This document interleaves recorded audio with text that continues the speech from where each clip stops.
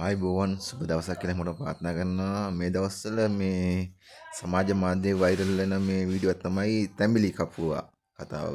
මොකද දන්නවා ඇති සමහරට මේ වීඩියෝ වල දකින සමහර කට්ටිය මොකද්ද මේ හේතුව කියන්නේ මේ අහිංසක කාන්තාවක් කෙන ගිහිල්ලා යම් කිසි ස්ථානයකට ඒ කාන්තාව නිර්වත් කරලා තැඹිලියක් යම් කිසි ස්ථානයක තබලා ඒක කිරි එනවා කියලා මේ වීඩියෝ කරන්නේ. ඇත්තටම හරිම සෝචනීයයි කතාව. වීඩියෝ දැක්ක කට්ටිය දකින්න නැති මොකද්ද හේතුව කියලා එල්ලා ඒ අහිංසක අම්මාට දරුවෝ නැහැ. දරුවෝ ලැබෙනවා කියලා තමයි මේ වීඩියෝ එකේ සඳහන් කරලා තියෙන්නේ. ඒ අම්මව සම්පූර්ණ නිර්වත් කරලා ඒ අම්මාගේ වීඩියෝ අරන් ඉවරලා සමාජ මාධ්‍යගත කරලා දෙන කපුවා. සමහරට කවුද කරාද කියන්නේ අපි දන්නේ නැහැ. ඉතින් මේක බලපු කෙනෙක් ඉන්නවා නම් මං හිතනවා මොකද්ද හේතු කියන්නේ මේක බලලා නීති කියා මාරය ගත්තා නම් හොඳයි.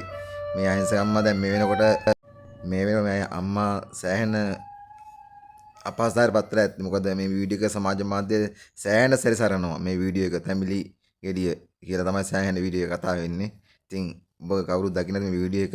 ඉතින් ඔබේ අදහස පහතින් මම කමෙන්ට් කරන්න ඉල්ලා සිටිනවා. මේ අහිංසක අම්මට වෙච්ච අසාධාරණයට යම් කිසි තැනක මේ නීතිය ක්‍රියාත්මක විය යුතුයි. ක්‍රියාත්මක කරන්න ඕනේ. අනිවාර්යෙන්ම මේ කපුවා කොහෙද? කොති ස්ථානයේ කොතනද? මොකද්ද මේකට හේතුව? මේ අම්මට දරුවෝ නැහැ කියලා තමයි සඳහන් වෙලා තියෙන වීඩියෝ එකේ. ඒ වීඩියෝ එක සම්බන්ධයෙන් දෙන්නවත් නීතියට රැගෙන යා යුතුයි කියන මතේ තමයි මම ඉන්නේ. අනිවාර්යෙන්ම ඒ අහිංසක අම්මට ඇත්තටම දරුවන් නැහැ.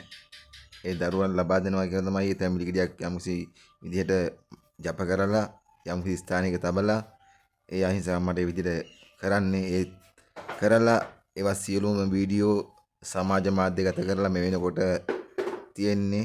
සමහර තැන්වල ඉන්ටර්නෙට් එකේ පවා මේ වීඩියෝ වෙනකොට සමාජ මාධ්‍යගත කරලා තියෙනවා.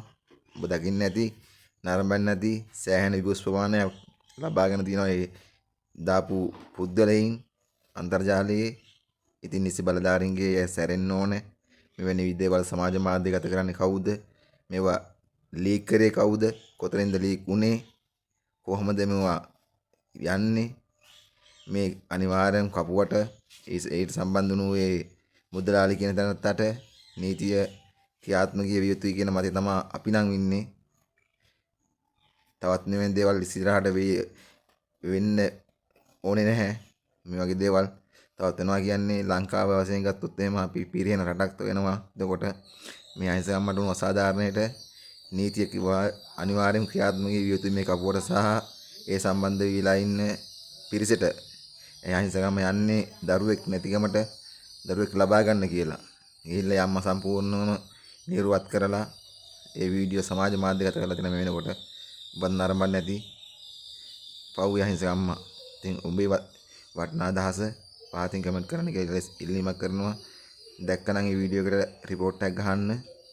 නැත්නම් ඔබ දන්න කෙනෙක් නම් මුන් පොලිසියට අල්ලලා දෙන්න කියලා මම ඉල්ලීමක් කරනවා.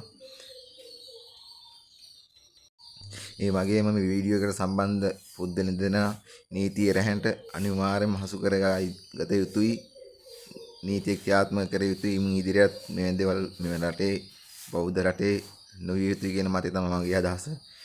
ඉතින් සියලු දෙනාටම මේ දේවල් පාඩමක්. මේ වීඩියෝ එක නරඹලා වෙනරුවනම් පාඩමක් ඉගෙන ගත යුතුයි. මේ දේවල් නොවෙන්න ඔබේ අදහස